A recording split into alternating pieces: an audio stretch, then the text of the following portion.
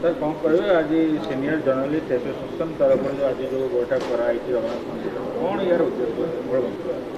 मु कानूनंद senior journalist association राज्य सभापति आज ये भद्रक रे आमर वरिष्ठ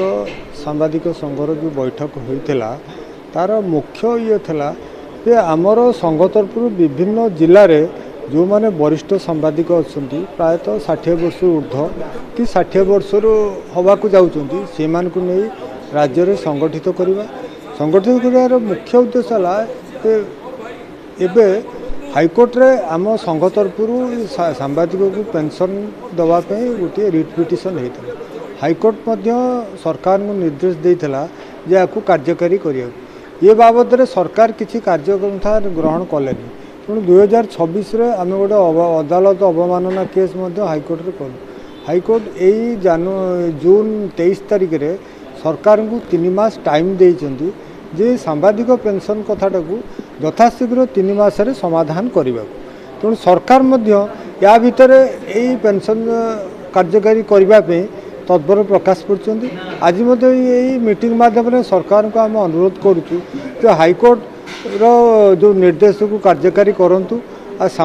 जिला ओडिशा रे थिबा वरिष्ठ सांबादिक माने जो माने सांबादिक वृत्ति निवृत्त रोचंती तांकु सोशल सिक्यूरिटी आकार रे किछि पेंशन दियंतु जहाँकि भारतवर्ष रे वर्तमान 19टा राज्य केंद्र शासित अंचल मन कार्यकारी करती तेणु ओडिशा रे सांबादिक माने जो प्रकार निरुत्साहित भाव दुर्विहा जीवन यापन करुचंती तांकु कौन सी आर्थिक सहायता यही पेंशन स्कीम लागू करने को आम सरकार को अनुरोध करा आमर उद्देश्य आज यह सहमति नहीं आम भद्रक जिले में मीटिंग होता भद्रक रे आमर बहुत बंधु मैंने आसी आम सहित जोग आगामी दिन में लड़ाई को समर्थन करेंगे। धन्यवाद। मु प्रदीप चौधरी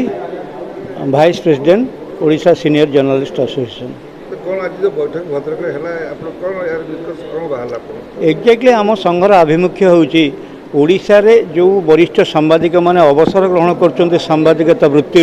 से माने सामाजिक स्तर रे एवं अर्थनैतिक स्तर रे गोटे भयंकर अवस्था दे गति करछन्ते एवं तांकर पारिवारिक स्थिति खराब हो जाउची जेतेबेले समग्र भारत वर्ष रे 22टा राज्य सीनियर जर्नलिस्ट बा अवसरप्राप्त सांबादिक मानक पेंशन योजना अंतर्भुक्त करछन्ते एवं पेंशन प्रदान करछन्ते सेतेबेले ओडिशा रे ए पेंशन योजना लागू करिवा पई आमे ओडिशार वरिष्ठ सांबादिक संघ अंटा भिड़ीचु एवं आमर रिट पिटिशन को विचार करी हाईकोर्ट डायरेक्शन देइथिले एवं परवर्ती पर्यायर गवर्नमेंट ताको कार्यकारी न करिवार आम कंटेम्प्ट फाइल करलु एवं आम कंटेम्प्ट को विचार करी मान्यवर ओडिशा हाईकोर्ट राज्य सरकार को 3 मास मध्यरे वरिष्ठ सांबादिक मानक पेंशन दवाई निर्देश देइचंती एवं आमे समग्र ओडिशार विभिन्न जिला मानक ऑर्गेनाइज करी आम संघर दाबी के उपस्थापन करने सहित सरकार आम दाबी को मानि नवा पई सरकार को अनुरोध करूँ।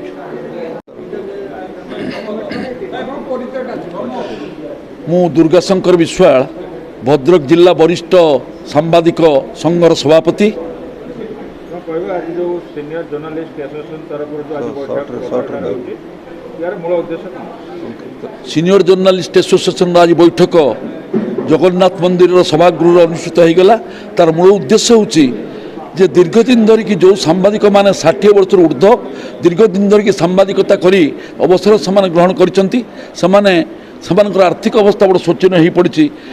आने आर्थिक अनटन भितर एवं स्वास्थ्यगत कारण से बहुत दुख जंत्रणा कष्ट सह्य कर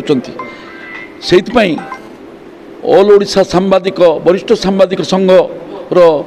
निवेदन क्रमे हाईकोर्ट रे जो अपील करथिले हाईकोर्ट राज्य सरकार को निर्देश देइचंती जे यथाशीघ्र हो सांबादिक मानकर पेंशन दवा पाई व्यवस्था करिवा पाई एवं सरकार एवं आईन मुख्य न्यायालय तांको जो समय देइथिले तार अवधि पूरी जाइथिला पुणी एमाने हाईकोर्ट रिट पिटिशन करने फल से 3 मास समय सरकार को दिखाई आम आशा करुचु जे निश्चित भाव में सरकार गुरुत्वर सहित या विचार को नेबे एवं सांबादिक मान दुख दुर्दशा दूर करेंगे। प्रमोद राय सांबादिक भद्रक बैठक बसुला राज्य नेतृत्व आसते आपण दायित्व नहीं संघ आज भद्रक कमिटी घोषित होती देखु समग्र ओडिशा रे जो अवसर जो मैंने ने जो मैंने बर्तमान 60 ऊर्ध्व सांबादिक मैंने से मालिक मानकर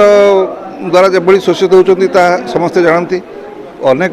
एपर्तंत पैसाटे पाऊना दरमा पाऊना एभली अवस्था राज्यर जो वरिष्ठ सांबादिक संघ जो जुगान्तकारी पदक्षेप नहीं सी हाइकोर्ट रे माननीय हाइकोर्ट रे आमनकर पेंशन पाई जो अपील करके जो एक दृष्टांतमूलक पदक्षेप ग्रहण करिछि एवं सरकार ये विचार विमर्श करुथार आम शुणा पाऊँ और खूब शीघ्र आम आशा करुचु सरकार आमनकर सीनियर जर्नालीस्ट एसोसिएशन संघर जो दाबी ताको पूरण करी आमनकु निश्चित भाव में आमनकु सहायता देवे साहाय्य करेंगे एपरी परिप्रेक्षी भद्रक में आमर से राज्य संगठन जो राज्यर जो वरिष्ठ नेतृवृंद आसते से उपस्थित आमर गोटे भद्रक जिला कमिटी गठन होती सभापति भाव दुर्गा शंकर विश्वाल और साधारण संपादक भाव मुझे ये दायित्व ग्रहण कर विशेषकर समस्त को धन्यवाद दी जो भद्रक जो मैंने 7टी ब्लॉक जो मैंने सांबादिक मैंने अच्छा वरिष्ठ सांबादिक मैंने आज जो बन्या चली वर्षा तूफान में आसिक पहुँचती से समस्त कृतज्ञता ज्ञापन सह राज्य जो मैंने धन्यवाद जनाऊँ।